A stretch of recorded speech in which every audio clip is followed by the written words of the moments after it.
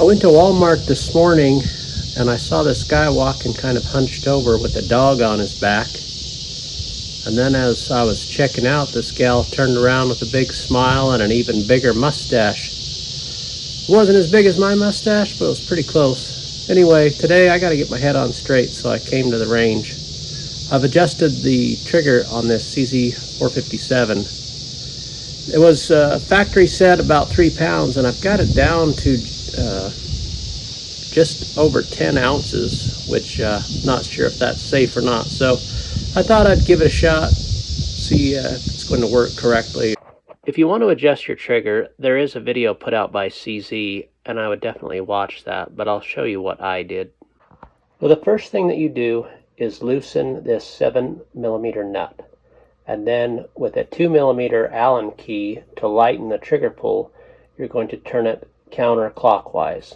And I only went about 1 full turn to get it from 3 down to about 10 ounces. And then you tighten that 7mm nut and you're done.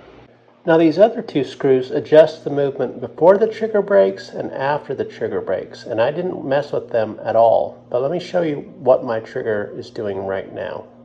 So you'll notice this trigger does move before it breaks, and CZ is calling that the first stage movement, and it's adjustable, but it didn't really bother me. So both of these triggers are on CZ457s, and they're both at 10 ounces.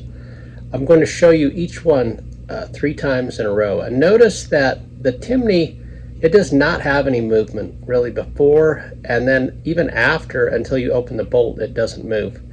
Whereas the CZ factory, it has, well, I would not call it creep, but there is some movement there before it breaks, and then there's some movement after. Both of those are adjustable, but they're not really bothering me. But it just makes me think, you know, you were getting this trigger for free or with the rifle, so I would not be so quick to just take it off. I wish I had tried this on the first one, because that was one of the first things that I replaced was the trigger. But I'm thinking this factory trigger is pretty good.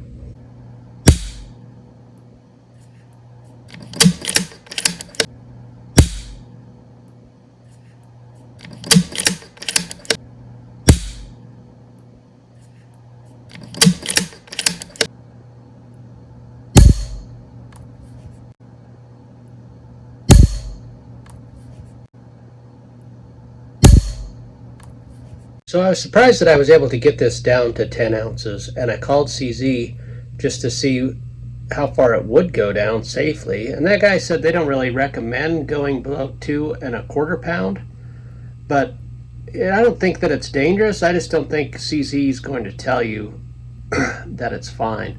But anyway, I took it to the range, and I shot 50 rounds with absolutely no misfires, no trouble at all. So it seems to be totally safe, and it seems to work great. Let me know in the comments if you're still using your factory trigger on the CZ457, and if so, how far down were you able to get the trigger pull?